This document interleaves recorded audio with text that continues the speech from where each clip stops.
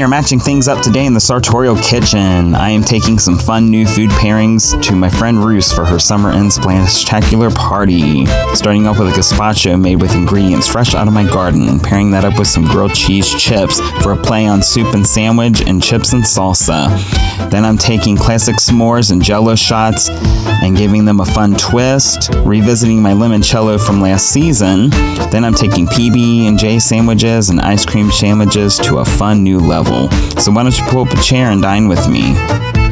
Welcome back, everybody. Sartorial Chef here. Yes, it has been a while, but that summer has come and gone quick. And I have got a new season for you with some brand new, exciting recipes. And for the premiere, I wanted to do something extra special. And that brings us to the grocery store. So my friend Ruth is having her annual splash-tacular summer end pool party.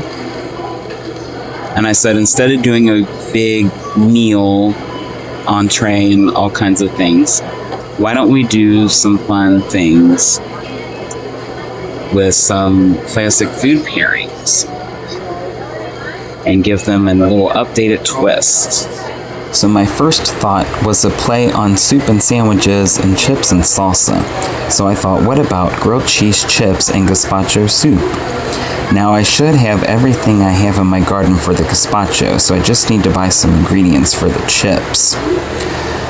So Texas toast, so by the time I roll it out, it will still have some body to it. And I'm going to pick up some nice melting cheeses. I like American and Swiss. So for my next two ideas, I wanted to do a dessert, and I always do some kind of cocktail. So my first thought was a childhood classic peanut butter and jelly sandwich. Now how do we update that? What do we mash that with? We turn them into ice cream sandwiches. Now I'm pretty sure I have everything in my pantry I need to make a delectable peanut butter cookie. But I didn't want to cheat and just use a gallon of store-bought strawberry ice cream. I said, let's make our own. And I have a very simple 3-ingredient recipe for that, in which I just need some evaporated milk, some sweetened condensed milk, and some frozen strawberries. So before we go grab the strawberries, a few things I want for the drink I'm going to do. So this is going to be a play on jello shots and a classic childhood favorite, s'mores. I thought s'more shots. Everybody does jello shots with like the fruit jello. What if we did it with pudding? And I'm gonna grab some marshmallow cream. We're gonna slather that on top, and I've got a little torch gun, and we'll toast it, sprinkle a little graham cracker, and we should be good to go. So I'm gonna pick this up. I'm also gonna need some Kahlua. And let's go pick up our frozen strawberries. So as you can see, there are tons of options here for frozen fruit. And the recipe I'm giving you, it's interchangeable. You can use any fruit you like, frozen fruit, and you will get your sherbet. If you want a sorbet instead of sherbet, you would just use fruit juice instead of the dairy and a simple syrup. But I'm getting strawberries today, and I think one bag will be enough. That should make about 2 quarts. And I think I'm ready to cash out. I will see you guys at the party. Alright guys, goodies in hand. I'm about to enter the party now, and it sounds like a lot of the guests have already showed up. But they are all gonna show up for all my goodies. I will see you guys there. Alright everybody, the sartorial chef is here. Oh, these are PB&J ice cream sandwiches and s'more shots, but not just yet. We have an appetizer first. Grilled cheese chips and gazpacho. Oh, wow. Let me put these down and we can dig in. Alright, so this is my grilled cheese and gazpacho. So the grilled cheese, they're supposed to be like chips. Gazpacho is like a cold tomato soup, kind of chunky. All vegetables from my garden. So it's like grilled cheese and tomato soup. Huh. So let's go ahead and try one before everybody gets here. Thank you. Now you can dip it in like that, or you can take the spoon and just pop a little on top. Other than being sprayed with 50, you know. That's good.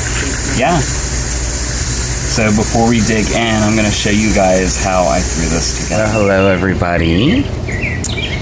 Yes, we are making gazpacho and grilled cheese chips.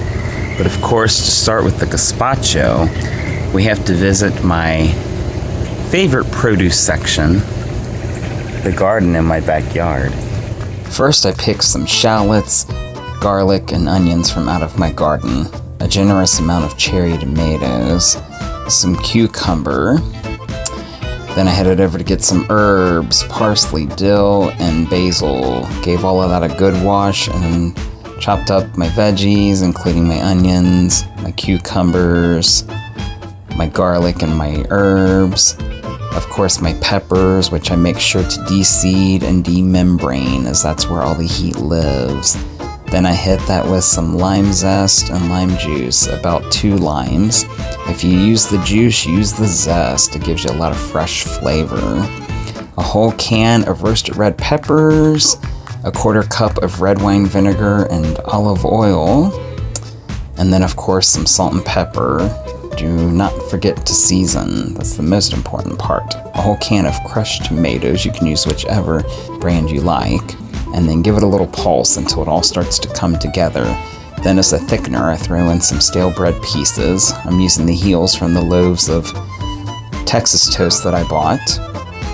And give it a nice little puree until it is nice and smooth and thick to the consistency you like. Then I cover it with plastic wrap and let it chill in my fridge so those flavors can really come together. For the grilled cheese, my slices of American and Swiss. Then I add the top pieces of bread and roll them out until they're about a 1/4 inch thick. Then I took about a stick of butter and melted it, added some garlic salt for some extra flavor, and generously buttered both sides of the bread. Then I popped that in my oven, preheated at 375 degrees for about 20 minutes. Take them out, flip them over so they crisp evenly, and bake them for another 20 minutes until they are nice and golden browned. Then I cut them into nice little triangular shapes and let them cool. And once they are ready to go into my nice little Ziploc bag and come with me to the party.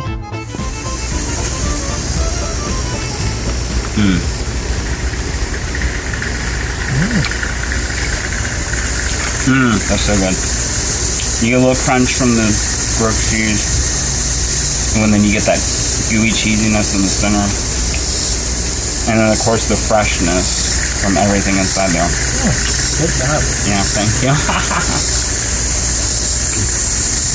Next, it's going to be my s'mores shots.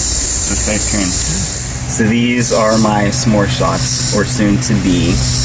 So this is chocolate pudding mix and Kahlua. And I will show you how I made that. Now this is a pretty simple recipe, a package of pudding mix. It usually calls for 3 cups of milk, but I just replaced half of that with my coffee liqueur. To give it some extra flavor, stir it until it's nice and thick, about 5 minutes or so, and it's soft set and you can pour it into your shot cups. Now to turn these into s'more shots, I've got some marshmallow fluff here, just a little bit.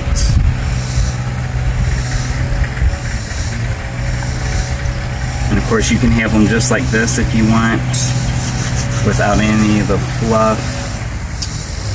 But we're gonna make these s'more shots. And just like that, we torch the tops until they're nice and golden brown, just like marshmallows out of a campfire, and sprinkle them with graham cracker crumbs on top.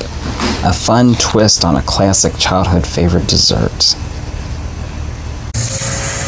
Then you're gonna take that and torch the top, so it's like marshmallows at a campfire. And then come in here with the graham cracker, and sprinkle a little on top. And there you go. Okay. Cheers.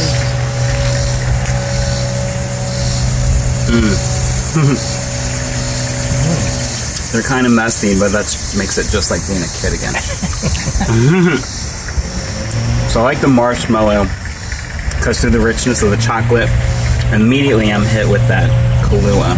And then the graham cracker adds a nice little fun texture. I'm sure this won't be the last one we have tonight. Oh my gosh, guys, I'm having so much fun. I think the chips and salsa meets grilled cheese and tomato soup was a hit. Everybody loves it. And the s'more shots, not only are they delicious, but they're so much fun to put together.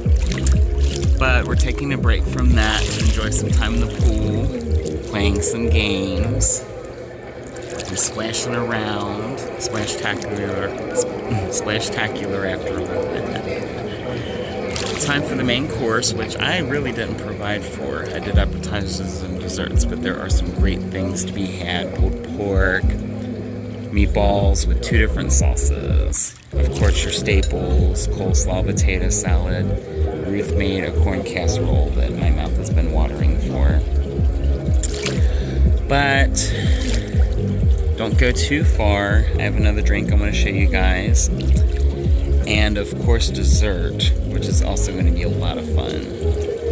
So stay tuned. We're going. Thanks, Okay, so we had the grilled cheese and gazpacho. We had the s'more shot. So this is a limoncello that I made. Some of you may recognize this. I did a lemon episode last season, but I was the only one who tasted this. And I've been sitting on this thing forever, waiting for the perfect opportunity to dish it out. And I thought this party would be the perfect opportunity.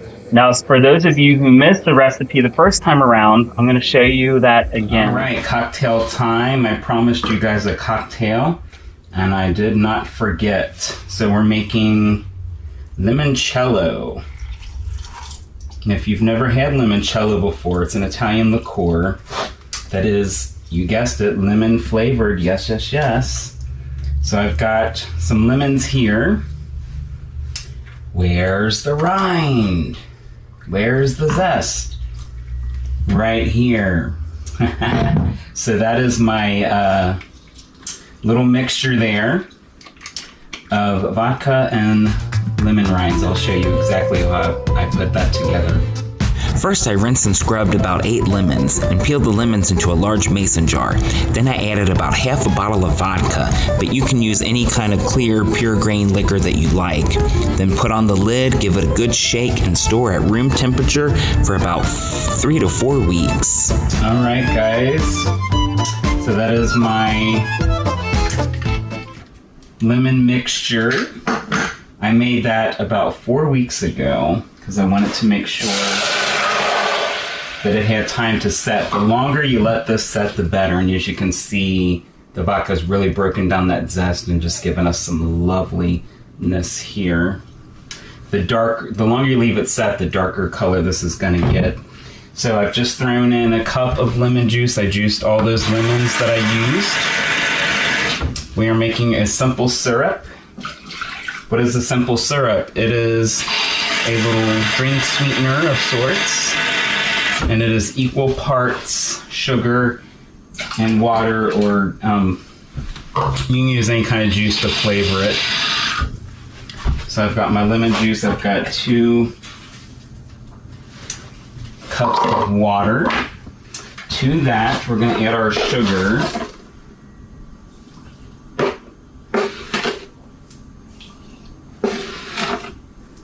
And literally you just cook this until the sugar has dissolved. You don't want this to boil.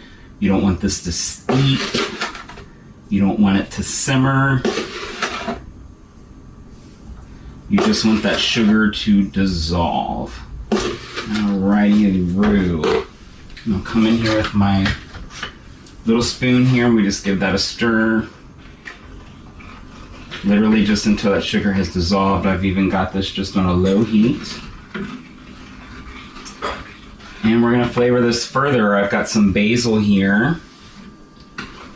So once that sugar starts to break down, I'm gonna drop in that basil and just let that steep in our simple syrup here. It's just gonna add a nice little complexity of flavor. Give it a fun little note. And lemon and basil go beautiful together. But you can use any kind of herb you like. You wanna go to more southwest direction, you could add some cilantro. You could put some rosemary in here, just whatever you like. Okay, that sugar has dissolved nicely. Yes. So I'm going to turn the heat off on that. I've got a little strainer here. And we're going to do this carefully to not make a mess. So the strainer is to catch the basil and any lemon seeds that may have found their way in here. I'm just going to slowly pour this out.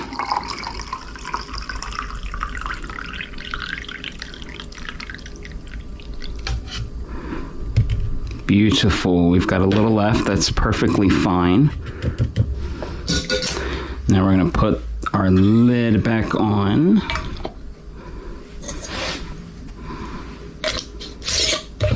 And give this a little shakeroo.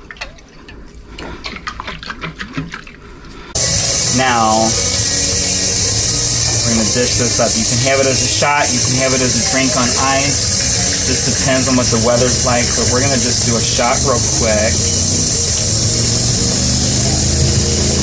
Just a little tasting. And cheers. Cheers.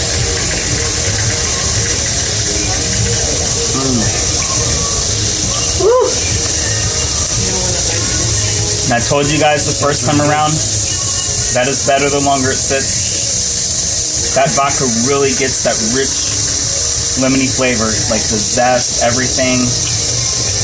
It just really mellows out the liquor. So good. And I promised ice cream sandwiches, and I am about to deliver this next. Don't go anywhere. You have waited, and I have delivered my peanut butter and jelly ice cream sandwiches. So it's a mashup of ice cream sandwiches and peanut butter and jelly sandwiches. These are homemade peanut butter cookies, strawberry ice cream. I'm going to show you guys how I threw that together. For starters, that's my simple 3-ingredient sherbet recipe. Sweetened condensed milk, evaporated milk, and your favorite frozen fruit will give you a delectable fruit sherbet. I'm using strawberries this time. Puree until it is nice and smooth, and once you get the consistency you like, you pour that out into a nice freezer-safe container. Wrap that with plastic wrap and press tight on top to avoid any freezer burn. Now for the cookie recipe, very simple. A half cup of sugar, a half cup of brown sugar, a half a stick of butter, and cream that. Then it's a tablespoon of vanilla extract and 1 egg, and we cream that. Once that comes together, a half cup of peanut butter. Very easy to remember those measurements when everything's a half cup. Once that is nice and smooth, we can come in with our dry ingredients. A cup and a half of flour, a teaspoon each of baking powder, and salt. And we sift that together, of course, to watch for lumps. Then I come in with my wooden spatula and zhuzh that up until it comes together into a nice batter. Then I'm using a little ice cream scoop so everything comes out the same size. Crimp it with my fork to prevent it from spreading out, and that goes into my oven at 375 for about 12 to 14 minutes until they are nice and golden brown. This recipe should make several dozen cookies, and once they have cooled and the ice cream is set, we can assemble our sandwiches. I wrap them tightly in plastic so they hold their shape until they are nice and firm, and then they are ready to come with me to the party. And let's dig in. All of it. Come on. Oh, so good. Cookies are nice and soft, but you get that rich peanut butter flavor, and the ice cream just melts in your mouth. Full of that fresh strawberry flavor. So good. That's why I like it. Well, and thank you guys for joining me as always. I'm going to continue to party. I will see you guys next time. Like and subscribe. Hit me up in the comment section. And until next time.